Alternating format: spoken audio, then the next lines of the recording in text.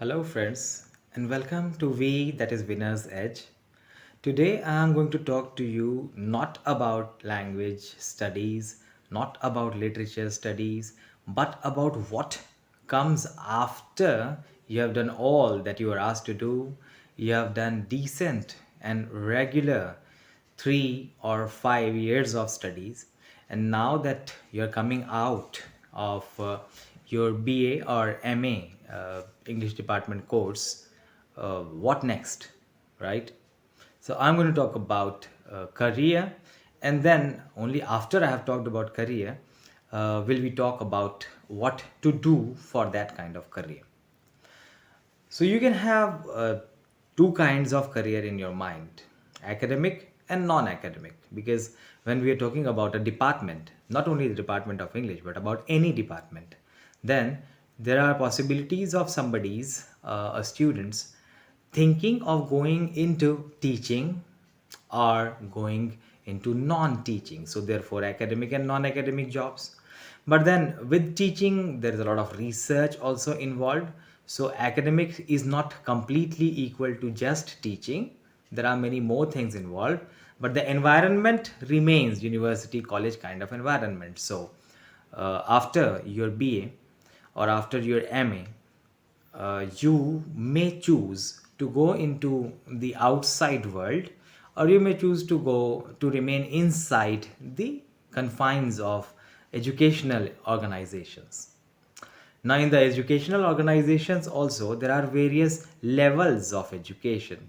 So, primary and the middle level, and the secondary level, and the higher education level.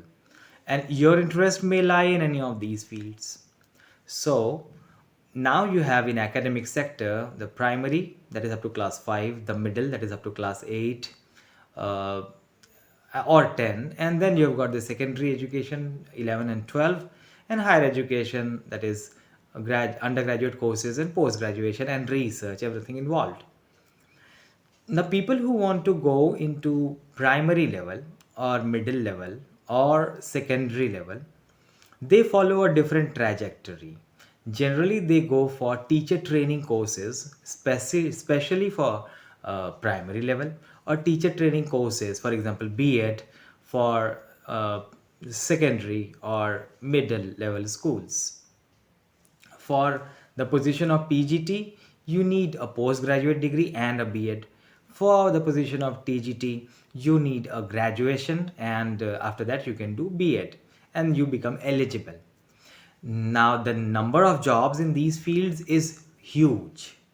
Why? Because there are so many schools of various boards, and every person passes in their life cycle through the phase of school, and then up to class 12. Our government also is aiming at 100% enrollment. So you see, the market of education as far as up to secondary level is concerned will always remain very high, and every school, whichever school it is, and every stream, commerce, science, arts, they have English as a compulsory subject. So a person who has studied English and studied English well, and then has done a B.Ed also, has got a definite job in every school of the country at every level, because there is always vacancy. That is about the private sector. In public sector also, a large number of job openings appear very regularly at school level. So if you want to stay at school level, wonderful. Study English, love English, and pass on your love of English to your students. And that's how you are building the future of India. Congratulations. For those who want to go to higher education, for them, then they are going to need PhD slash net. Or if both of them, then wonderful, even better. So, once you do clear NTA or CSIR national eligibility test, you are given this certificate that you can teach at college or university level. And with that certificate, you can go and teach at college or university level after your MA or MSc or whatever post graduation you have done. But then if you want to go for research, or if you want to teach PhD classes also, and want students doing research under you, then you need a PhD for sure. And then the PhD route is either through JRF, that is you get fellowship, or without JRF, right? Now for both these, I mean for NET and JRF, you need to study well in a very planned manner and study hard. By hard, I don't mean that it is not smart. So you have to study a lot, but in a planned manner and in a focused manner. So if you want to clear NET and JRF, then you have to give you focus on, and that is starting from your BA. How? Because suddenly you don't get interested in a subject, and suddenly you don't get good in a subject. So semester after semester, year after year, if you diligently study all the text prescribed, make the notes properly, prepare those notes properly, then by the time you reach the second year or the third semester of your post graduation, you'll be very much ready for your NET or JRF examination, and you become eligible to appear in the examination once you clear the first year of your post graduation. So you talk to the head of the department and fill up the form, and get approval of your head of the department and appear in NET, right? That's what you should do, and you should aim at clearing NET along with clearing your PG course. That's a very wonderful thing, and it's not very very difficult. If you have been preparing diligently notes, and if you've been preparing those notes also properly, and you have a plan, the plan is very important, and that's why I'm catching you now. I'm telling you now that, hey you MA first year students, or hey you BA students, see, you need a plan. So if you want to get into the academics, and that too in higher education, then the plan is prepare your notes very properly after first hand reading of every text prescribed. I don't care whether your text is Middlemarch and it's around 1000 pages long. You'll have to read all those 1000 pages. That's your job, man. That's your job. You're a student. You have to read. So do it. Don't take shortcuts and read everything. I'm telling you that the one part that you neglect, the one text that you neglect, may, during the interview or one day while you are teaching in the class, is going to cost you very dearly. So please be a very decent and diligent student. Study, and study honestly. Whatever is prescribed in your syllabus, you need to study that. You may or may not like it, that's your problem, but you have to cover it, and you have to cover it well. Okay, that's what you're going to do. Okay, that we are not bargaining on this. That's what you have to do. Fine. Now, after you have done that, your notes are ready, you are ready, NET is clear or JRF is clear.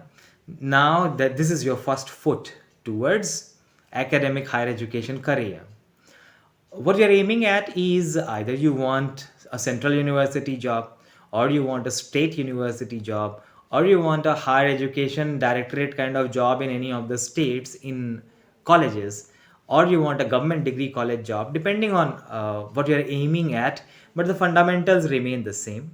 Either there is only interview after a screening kind of written test, or there is a written plus interview kind of score keeping. Whichever way it is, the written test is going to assess how much you know, and the interview is going to assess how you convey to the audience, in this case the interview panel, whatever you know, and how convincing you are, and how lucid you are while you're doing that, right? So your communication skills, and even your soft skills, along with your subject knowledge, they are all tested in your interview. But in your written or screening test, only your subject knowledge is tested. So of course that is the base, the foundation upon which you build a career. Your subject knowledge is the foundation upon which you build your career.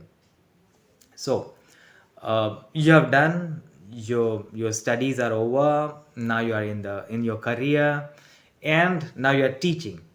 But then even then you have to study. It's lifelong learning. I study every day. I prepare for my classes. I prepare notes even today. So if you are entering the academics, then you need to be a lifelong learner, and you need to prepare every single day. And that's why I advise, only when your hobby is reading, when your hobby is thinking, when your hobby is being engaged in new ideas and things, only then enter this field. Otherwise, there are many more equally lucrative fields that you can choose to enter, right?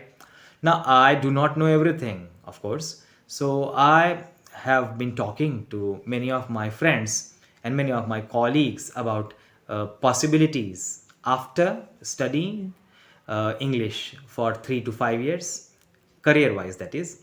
And I'm also asking them about what you can do through these 3 to 5 years to make your future bright. I have my own ideas, of course, I'll share them with you, but then I have all their ideas also, which I will share with you. Either myself, I will tell you about them, or I will invite them to my channel, and we'll go for a prolonged discussion, and I will ask them about the questions that you may have regarding your career options, or regarding how to make your English literature better, or how to make your English language skills better, and so on and so forth. So in the coming few weeks or few months, I'm going to invite them over here to my channel, and they and we are going to talk about so many things that concern you. So my advice to you will be that stay connected to this channel. If you want guidance in any specific field regarding any specific aspect of English language or career in English, do write in the comment box, or you can mail me winners.edge.english. You know my mail ID. You can mail me, and I will ask those questions that you have also from so many friends and colleagues of mine, and then I'll come back to you, or I'll bring them to you, and I'll bring your questions to them, and together we'll try, as I said, to stand with you through your growth, through the growth of your career.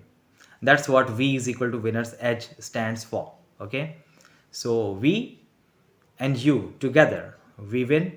So stay with me, stay with we, and like and subscribe this video. There is many more things that I'm going to share with you. So stay connected. Thank you.